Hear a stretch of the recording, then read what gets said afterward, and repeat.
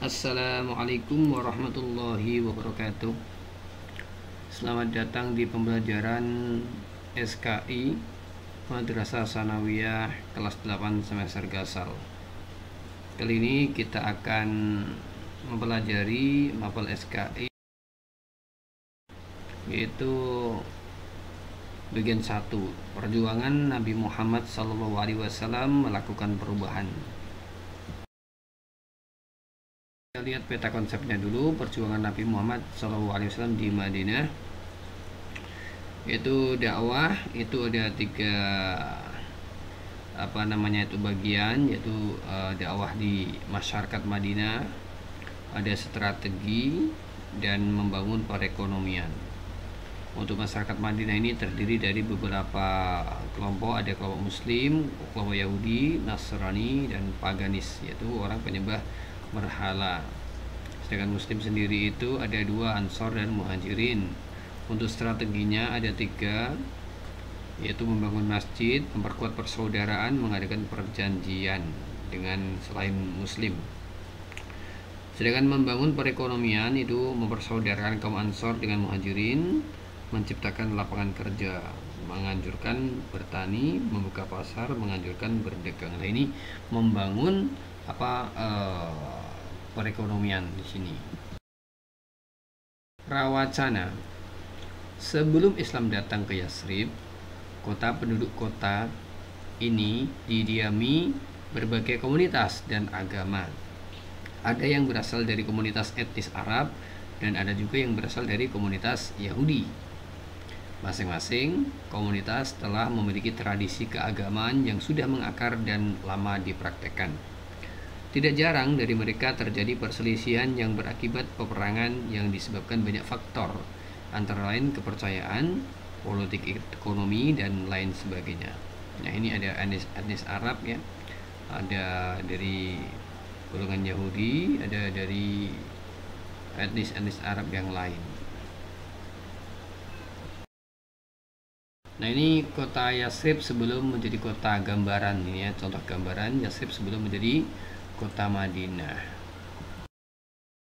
Kota Madinah ini sudah bersinar, makanya Yasrib itu setelah Nabi hijrah dijuluki Madinatul Munawwarah, kota yang bersinar, penuh dengan sinar petunjuk, sinar hidayah, dan sinar ini ada banyak-banyak keramaian.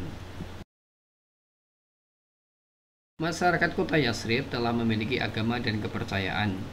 Agama yang dianut penduduk Yasrib adalah Yahudi, Nasrani, dan Pagan. Secara mayoritas penduduknya memeluk agama Yahudi. Agama Yahudi masuk ke Yasrib dibawa para imigran dari wilayah utara sekitar abad ke-1 dan ke-2. Mereka datang ke Yasrib untuk menyelamatkan diri dari penjajahan Romawi. Migrasi terbesar bangsa Yahudi terjadi pada tahun 1132 sampai 135 Masehi. Ini berkaitan dengan ini ya, Gubernur Philadelphia Diocletianus ini menyiksa orang-orang yang beragama Yahudi Nasrani ini karena tidak menyembah kepada kaisar ya. Karena waktu itu karena pemerintahan Romawi menindak keras bangsa Yahudi yang mencoba melakukan pemberontakan. Nah, orang yang beragama Samawi, Nasrani, Yahudi itu dianggap pemberontak karena tidak mau menyembah kaisar, sehingga mereka disiksa. Ada yang disalib, dibakar hidup-hidup. Ini berkaitan dengan peristiwa Ashabul Kahfi yang melarikan diri ke Gua Angelus itu. 7 orang itu ya, ada yang mengatakan 7-nya itu anjing. Nah, mereka ini sebelum mereka lari untuk menyelamatkan diri dari pemerintahan Romawi waktu itu.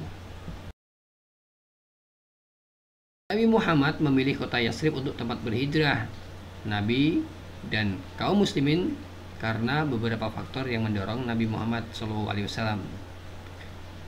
Faktor-faktornya antara lain, 1, Yasrib adalah tempat yang paling dekat. Ya, ini berapa ratus meter itu ya, 500-an lebih. Sebelum diangkat menjadi nabi, beliau telah mempunyai hubungan baik dengan penduduk kota tersebut. Hubungan itu berupa ikatan persaudaraan karena kakek Nabi Abdul Muthalib beristrikan orang Yasrib.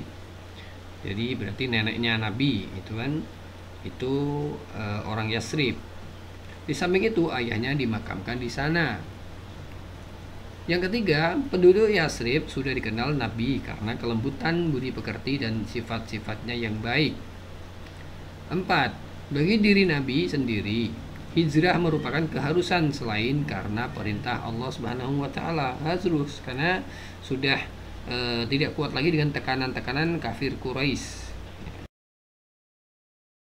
Nah, ini kondisi masyarakat Madinah sebelum Islam. Ini gambarannya, ada ini yang berkebun, ya ada juga berdagang. Waktu itu ada juga ini penyembah berhala dan ada bertani. Ini kondisi masyarakat ya, gambarannya macam-macam ya ternyata ya.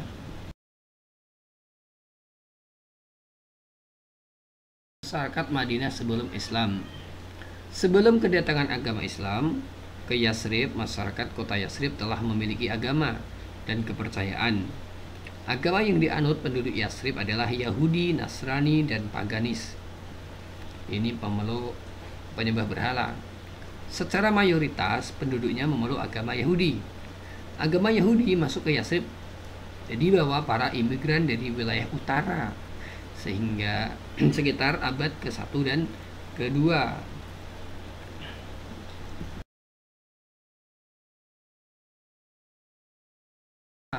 Yang menganut agama Yahudi adalah Bani Koinuko, Bani Nadir, Bani Gotofan, Bani Quraidah.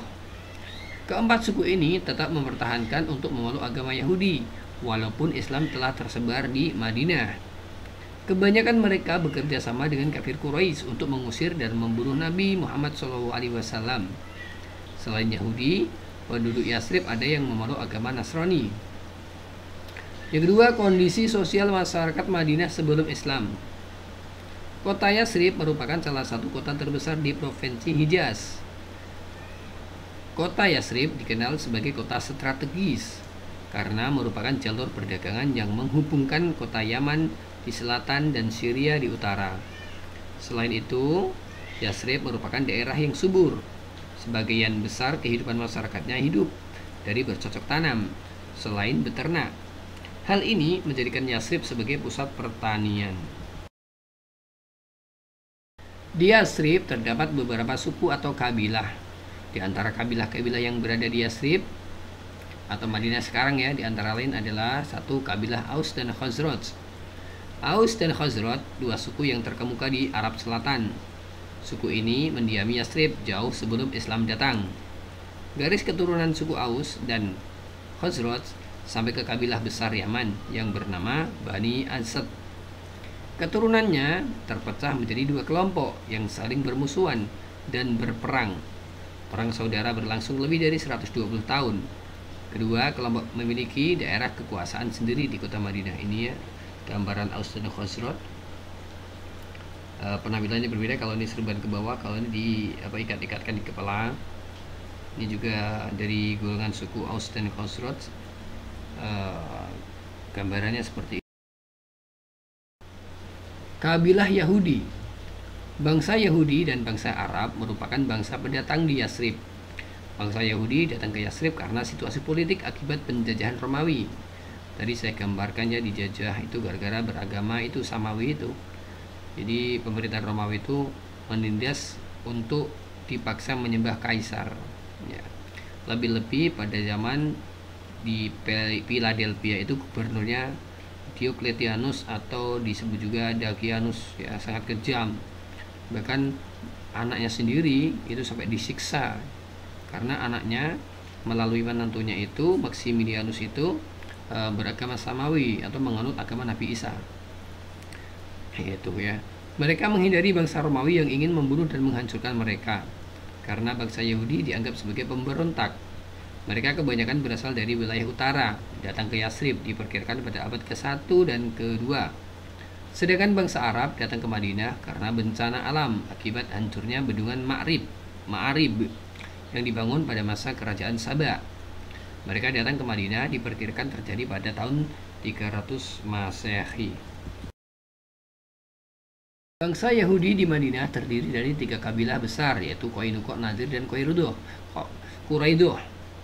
Jumlah laki-lakinya yang sudah balik mencapai lebih dari 2.000 orang. Laki-laki di kabilah Qainuqa yang biasa berperang mencapai 700 orang. Bani Nadir mencapai 700-an orang yang terbiasa perang. Sedangkan laki-laki dari Bani Quraidah antara 700 hingga 900 orang. Kondisi ekonomi masyarakat Madinah sebelum Islam. Kota Yathrib merupakan salah satu kota terbesar di Provinsi Hijaz. Kota Yathrib dikenal sebagai kota strategis karena merupakan jalur perdagangan yang menghubungkan kota Yaman di selatan dan Syria di utara. Selain itu, Yathrib merupakan daerah yang subur. Sebagian besar kehidupan masyarakatnya hidup dari bercocok tanam. Yang keempat, ini yang terakhir ya. Kondisi politik masyarakat Madinah. Yathrib tidak pernah ada kerajaan yang mengatur kekuasaan, sehingga kekuasaan berada di tangan suku-suku atau kelompok tertentu, tergantung kepada siapa yang paling kuat di antara mereka. Hal inilah yang mengakibatkan sering terjadinya perang antar suku dan kelompok. Kondisi tersebut hampir sama dengan keadaan Mekah.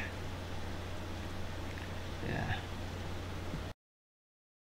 Oke, itulah bagian pertama perjuangan Nabi di gambaran perjuangan Nabi di Madinah. Ini sebelum kedatangan Nabi. Sekian, wassalamualaikum warahmatullahi wabarakatuh.